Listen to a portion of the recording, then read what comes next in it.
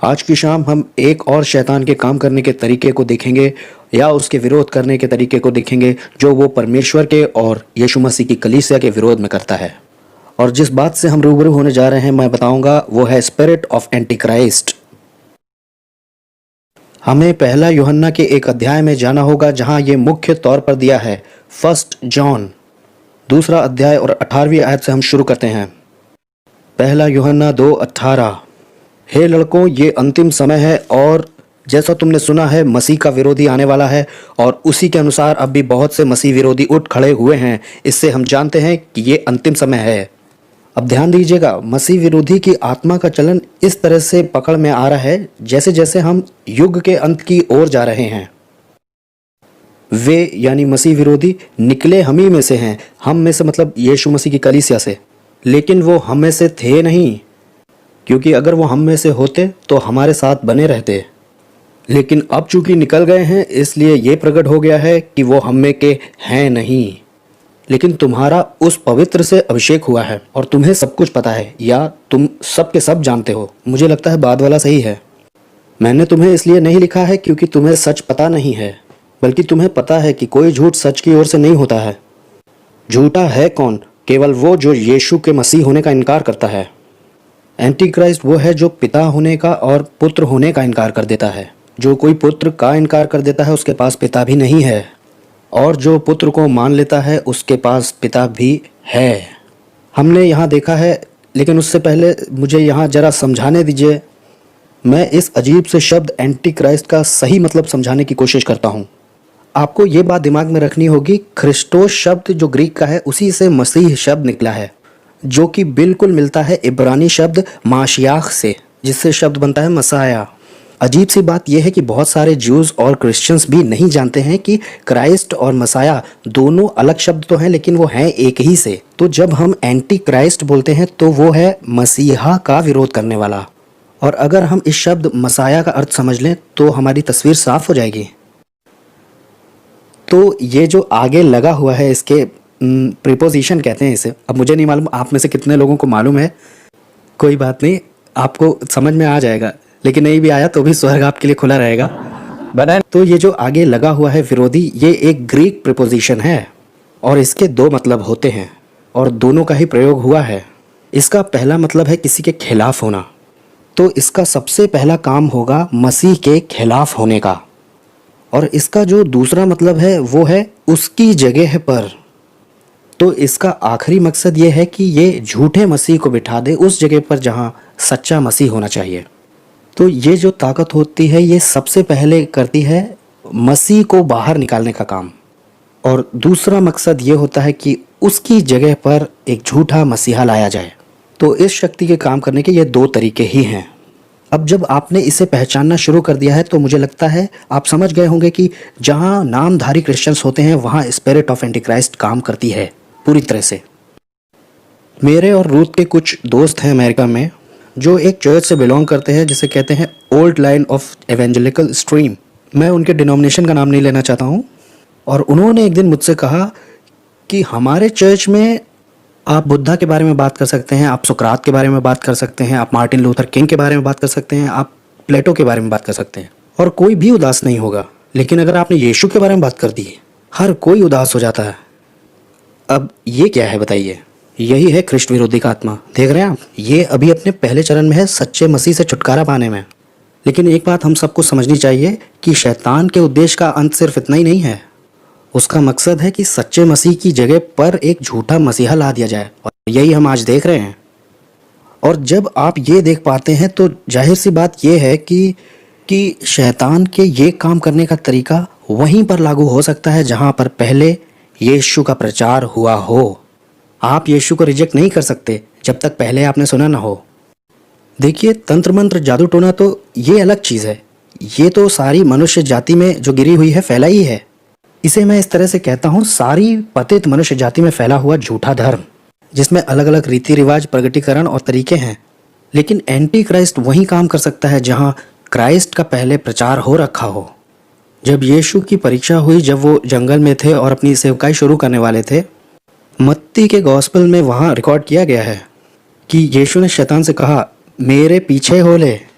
ये तो नॉर्मल तरीका है ट्रांसलेट करने का, लेकिन बहुत अच्छे तरीके से अगर इसका अनुवाद किया जाए तो ऐसे होगा, मेरे बाद चले आओ। मेरा ये मानना है कि ये एक आत्मिक सच्चाई है कि जहाँ कहीं भी यीशु और सुसमाचार की घोषणा की जा चुकी है, वहाँ परमेश्वर इजाज़त देंगे ताकि किसी उल्टी दूसरी बात का अनुसरण किया जाए। असल में इंसानियत को मजबूर किया जाएगा कि वो किसी एक को चुने, दोनों में से या तो झूठे को या तो सच्चे मसीह को। ये एक हिस्सा है परमेश्वर के काम करने के तरीके का कि उसने झूठे विकल्पों को हटाया नहीं है, और हमारी जिम्मेदारी ये है कि हम सही चुनाव करें। मुझे लगता है ये हमारी जनरेशन से बिल्कुल ठीक मिलता जुलता है। मुझे लगता है कि आज की जो जनरेशन है इसको ज़रूरत तो पड़ेगी कि वो सच्चे मसीह को मान ले या तो फिर झूठे मसीह को मान ले। और ये जो ख्रिस्ट विरोधी का आत्मा है ये अपनी पूरी कोशिश करेगा, शायद आपको इसका अंदाज़ा नहीं है, ताकि आप दबाव में आके गलत चुनाव कर लें। अब आइए हम लेते हैं कुछ ऐतिहासिक उदाहरणों को, और अब मुझे ये भी मानने की ज़रूरत है कि मैं कुछ कंट्रोवर्शियल कहने जा रहा हूँ। सच के साथ ये समस्या तो होती है कि वो कंट्रोवर्शियल होता है। मैंने ये ध्यान दिया है कि मैं किसी को भी चिढ़ाना नहीं चाहता हूँ और दूसरे धर्मों पर भी मेरा हमला करने का कोई इरादा नहीं। बस मैं इतना करना चाहता हूँ कि मैं सच दिखा देना चाहता हूँ। लेकिन सबसे ज़्यादा पुराना और सबसे ज़्यादा ज़िद्दी हठीला जो प्रगटीकरण ख्रिस्ट विरोधी की आत्मा का दिखाई देता है वो दिखाई देता है यहूदी धर्म में। हम हमेशा यही सोचा करते थे कि क्रिश्चियनिटी जो है वो यहूदियों में से एक डाल की तरह बाहर निकली है, और बेसिकली यहूदी लोग भी आपको यही बताएंगे। वैसे मैं बता दूं कि मैं यहूदी नहीं हूँ, मेरी पत्नी है और हम यहूदी लोगों के बहुत करीब हैं। मैं ये बात देख पाया हूँ कि ये बात सच नहीं है। अब हुआ क्या है कि क्रिश्चियनिटी जो कि यीशु मसीह की शिक्षा है अपने चेलों को, मैं पूरी चर्चियनिटी की बात नहीं कर रहा हूँ जो सारी दुनिया में चली, यीशु मसीह ने जो शिक्षा अपने चेलों को दी वो पुराने नियम के धर्म का कंटिन्यूएशन है, और यहूदी धर्म उसमें से डाली की तरह बाहर निकला हुआ है। और ये बहुत ज़रूरी है आपका देखना, स्पेशली अगर आप जूइश लोगों से बात कर रहे हैं तो, जो कि अक्सर हमें करनी पड़ती है। तो यही पहला निशान होगा जो परमेश्वर के लोगों के साथ जुड़ा हुआ रहेगा हमेशा। देखिए, मैं कोई यहूदी धर्म में एक्सपर्ट नहीं हूँ, लेकिन अगर आप इसकी टीचिंग को देखेंगे तो आप पाएंगे कि इसमें यीशु का इनकार करना और उसकी पहचान न करना शामिल है। इसमें एक बहुत बड़ा हिस्सा है जो क्या कहता है कि यीशु के किए हुए दावों को पूरी तरह से खारिज करना है। और ये जो दूसरा प्रगटीकरण दिखता है जो एंटी क्राइस्ट की आत्मा का है यहूदीवाद में, जाहिर सी आसान बात यह है कि यीशु के मसीह होने का इनकार करना, लेकिन हाँ एक मसीह इनके लिए आने वाला तो है। और तीसरी बात, ये इनकार करता है कि पिता और पुत्र का कोई रिश्ता है इस ईश्वरत्व में। ये यीशु के उस दावे का इनकार करता है कि यीशु परमेश्वर का पुत्र था, और ये नहीं मानते हैं कि परमेश्वर का बेटा हो सकता है। और चौथा है, जिसे मैं पहले भी बता चुका हूँ, कि ये इनकार करता है कि मसीहा आ चुका है। एक बड़ी दिलचस्प बात मैं आपको बताता हूँ जो अभी बीते हुई गर्मियों में 1988 को हुई। यरूशलेम में बहुत ही सुंदर पोस्टर्स लगाए गए सभी मेन जगहों पर, जो कि इब्रानी भाषा में थे। उसमें लिखा था कि मसीहा आ चुका है, और अगर आप उससे मिलना चाहते हैं तो आप जैतून पहाड़ पर इस संडे को जाइएगा और वो आपको मिलेगा। बहुत सुंदर तरह से प्रिंट किया गया था। मुझे नहीं मालूम किसने, लेकिन मुझे ये मालूम है कि एक पत्रकार गया था और वहां उसने देखा, लेकिन उसे मसीहा नहीं मिला। ये मैंने इसलिए बताया कि आप इस मुद्दे की गंभीरता को समझिए। आप किसी यहूदी से सहानुभूति के भाव से बात करके देखिए और आप इस्तेमाल कीजिए मसीह के शब्द का, और तुरंत ही कुछ न कुछ उनकी आंखों में बदल जाता है। ये एक ऐसा शब्द है जो यहूदी लोगों के लिए बड़ा खास महत्व रखता है। अब मैं आपके सामने एक राय रख रहा हूँ, एक विचार पेश कर रहा हूँ। आपका पूरा हक है कि आप मेरे साथ सहमत नहीं होना चाहते तो ना हो। मैं थोड़ी देर के लिए मत्ती 27वां अध्याय खोलना चाहता हूँ और सिर्फ एक आयत पढ़ूंगा, और ये मेरी राय है कि सिर्फ इस एक आयत में स्पिरिट ऑफ एंटीक्राइस्ट का एक बहुत ही पावरफुल मैनिफेस्टेशन नज़र आया है। मत्ती 27वां अध्याय और उसकी 21वीं आयत। यीशु पोंतियुस पिलातुस के सामने लाए गए हैं जो कि हाकिम है। पिलातुस ने देखा कि यीशु में कोई गलती नहीं है, और यहूदी अगुए पीछे पड़ कर के बहुत दोष पे दोष लगा रहे थे, और उन्होंने पूरी यहूदी भीड़ को भड़का दिया यीशु के खिलाफ। हमें ये बात भी दिमाग में रखनी है कि इसी भीड़ में वो लोग भी होंगे जिन्होंने एक हफ्ता पहले उस भीड़ में यीशु का स्वागत किया था यरूशलेम में, रास्ते में खजूर की डालियां डाल के इन्होंने कहा था, धन्य है वो राजा जो यहोवा के नाम से आता है, जो कि इस बात को दिखाती है जिसे हमें इग्नोर नहीं करना चाहिए कि मानवता बहुत ही चंचल है। इन्हें एक हफ्ता भी नहीं लगा अपने व्यवहार को पूरी तरह से पलटने में। लेकिन मैं ये मानता हूँ कि ये उन लोगों का नेचुरल रिएक्शन तो नहीं था।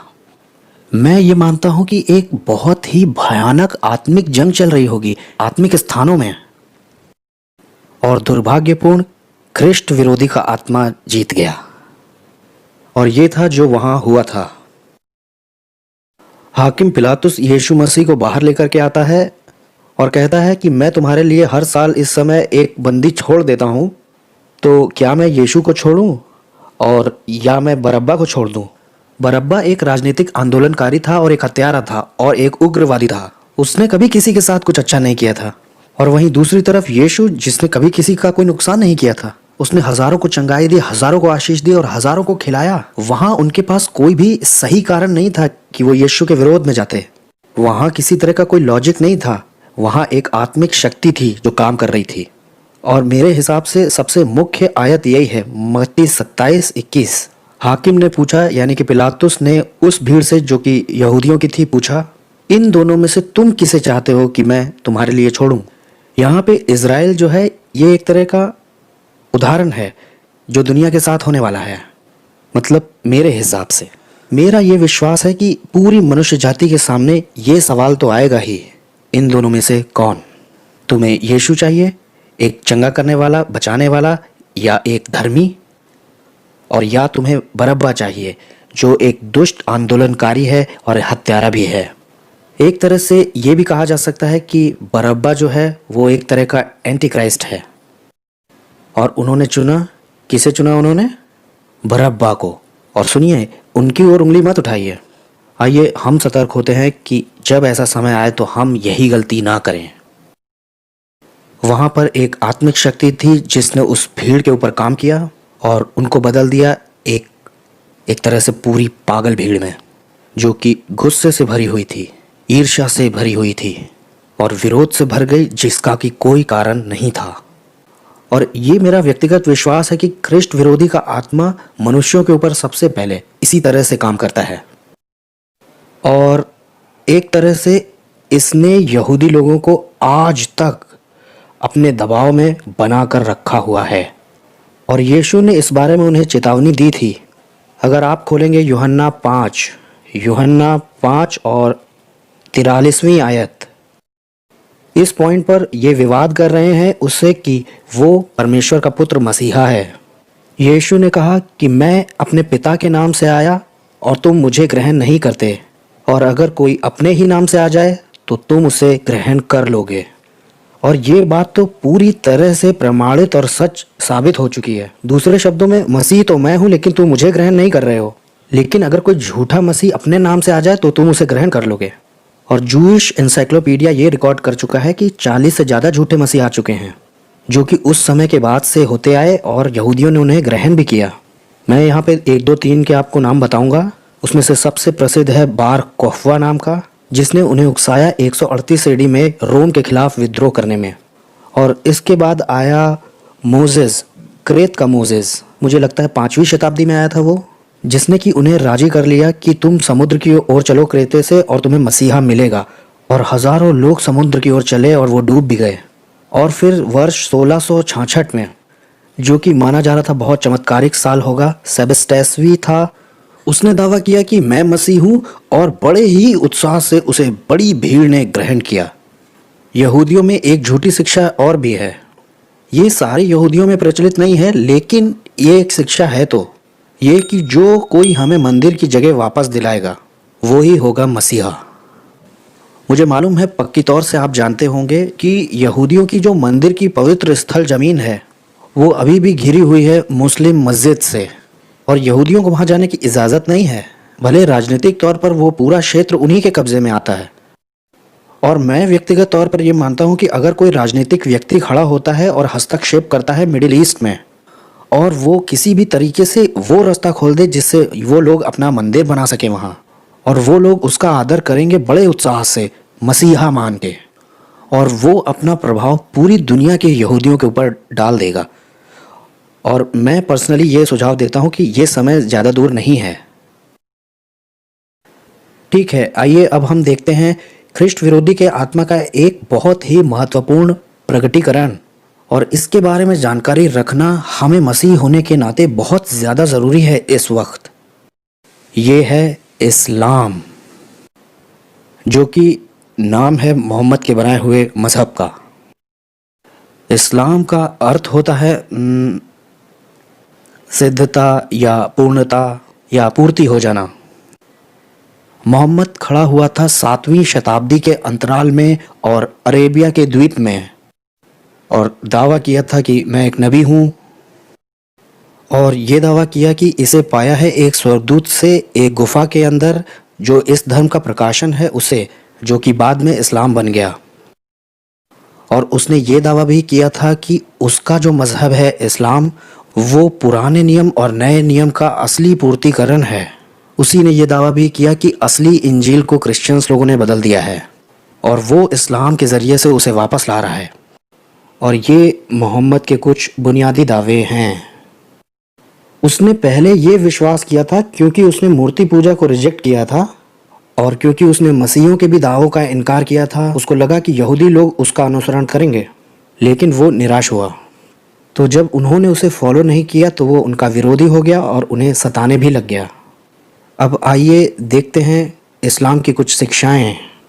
व्यक्तिगत तौर पर ये मेरी अपनी राय है, आज के वर्तमान समय में इस्लाम सबसे ज़्यादा भयानक और ताकतवर शक्ति है जो परमेश्वर के सच के विरोध में काम कर रही है इस दुनिया में। और दुख की बात तो यह है कि आज यहाँ वेस्ट के बहुत सारे मसीहों ने या तो गलत समझा है और या तो कम आंका है इस्लाम को। अगर इसे एक बार सत्ता का अधिकार मिल जाए तो ये सबसे पहले तो कुचल देंगे यहूदियों को और दूसरे नंबर पर कुचलेंगे मसीहियों को।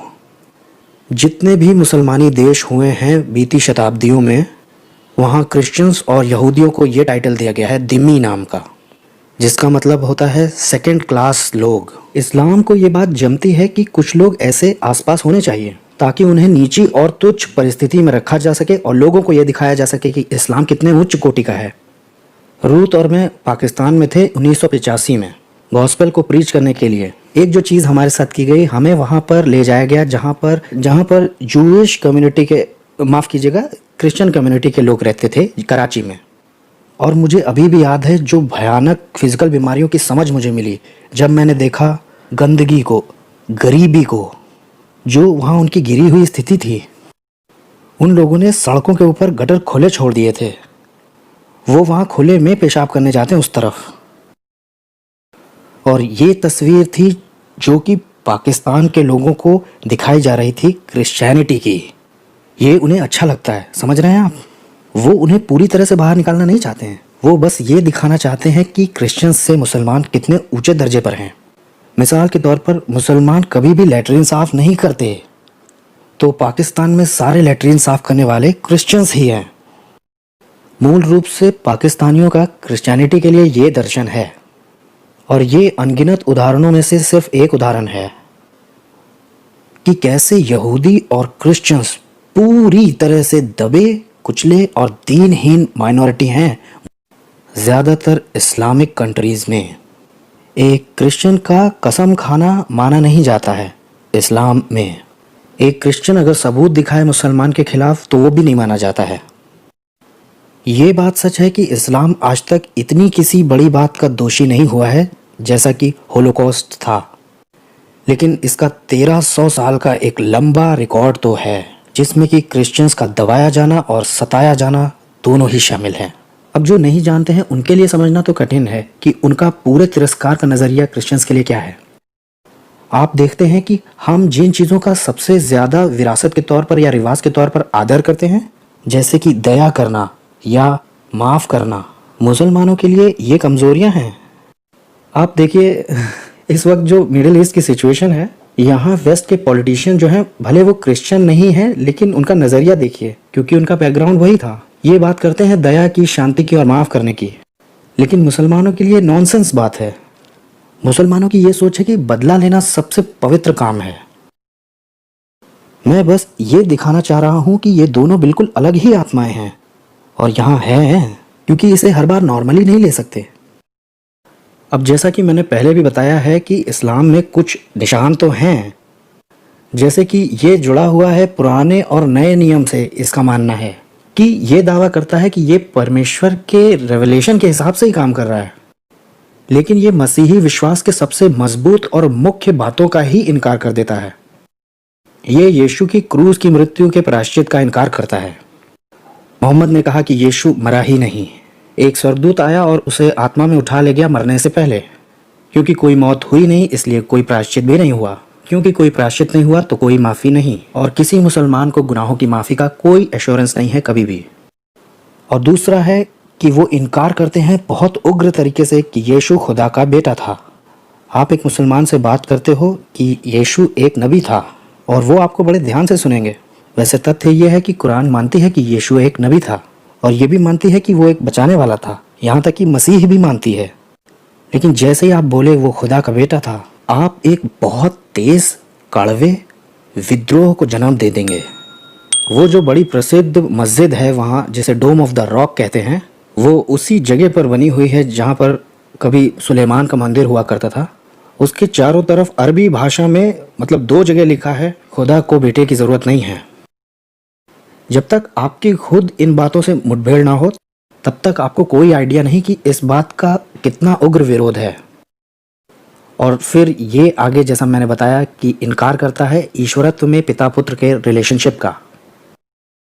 तो आप देखिए बड़े रुचिपूर्ण तरीके से ये दोनों जो धर्म हैं जिनको हमने अभी देखा है आज, यहूदी धर्म और इस्लाम, ये दोनों मिडिल ईस्ट में ही शुरू हुए थे। अगर आप इज़राइल जाते हैं और टूर पर आप एक गाइड को लेते हैं तो एक पॉइंट पर वो आपको ये बताएगा कि तीनों धर्म जो कि एक ईश्वर को मानते हैं वो यहीं शुरू हुए थे, यहूदी धर्म, मसीहत और इस्लाम। और ये मेरा एक अनुमान है जिससे मैं चाहता हूँ आप भी विचार करें कि ये जो स्पिरिट ऑफ एंटी क्राइस्ट है, ये जो नामधारी या मुंह बोले क्रिश्चियंस हैं उनमें सफल हो जाएगी यीशु को बाहर निकाल देने में। ये बस सिर्फ कहलाने के लिए मसीहत होगी, लेकिन इसमें मसीह नहीं होगा। ये एक मॉरल सिस्टम और एक लीगल सिस्टम बन के रह जाएगी, एक ऐसा सिस्टम जिसमें प्रतियोगिताएं होंगी, हर तरह का मजहब होगा, लेकिन मसीह नहीं होगा। लेकिन एक बार अगर आपने यीशु को बाहर निकाल दिया तो समझिए दरवाज़ा खुल गया ऐसी धारणाओं का जिसमें इस्लाम है, यहूदी लोग हैं और क्रिश्चियनिटी है। और मैं इस तरह से भी सोचता हूँ, ये मेरी खुद की अपनी राय है, कि एंटी क्राइस्ट इसी तरह के एक धर्म को आगे बढ़ाने की कोशिश करेगा ताकि जोड़ दे यहूदियों को, इस्लाम को और धर्म छोड़े हुए क्रिश्चियंस को। मुझे लगता है कि इस तरफ चलने के लिए एक लंबा रास्ता होगा। अगर आप इन दोनों को देखें जो पोप हैं और आर्क बिशप ऑफ कैंटरबरी हैं, अभी बीते हुए सालों में ही उन्होंने चर्च के अंदर शुरू किए हैं कुछ ऐसे समारोह जहां पर इस्लाम या इस्लाम के मौलाना हैं, और हर तरह के वहां हिंदू भी बुलाए गए, अमेरिका के रहने वाले भारतीय बुलाए गए और इन भाइयों का स्वागत किया गया। देखिए, आप ये बस न्यूज़पेपर में पढ़ सकते हैं, लेकिन ये एंटीक्राइस्ट का ही आत्मा है। इसका उद्देश्य है कि यीशु को बाहर निकाला जाए। वो तो ठोकर का कारण है, क्रूस जो है वो ठोकर का कारण है। अगर क्रिश्चियनिटी से सिर्फ क्रूस हटा दिया जाए तो क्रिश्चियनिटी हर तरह के धर्मों में बट जाएगी। मैं पर्सनली ये सोचता हूँ कि हम ज़्यादा दूर नहीं हैं इससे, ये मेरी व्यक्तिगत राय है वैसे। और मुझे लगता है कि हमें बहुत ज़्यादा सतर्क होने की ज़रूरत है कि हम ऐसी चीज़ों में कैसा एटीट्यूड रखते हैं या कैसा व्यवहार करते हैं, क्योंकि मुझे लगता है कि धोखा देने की जो आत्मा है वो काम पर लगी हुई है। जिसके कान हो वो सुन ले, जिसकी आंखें हों वो देख ले।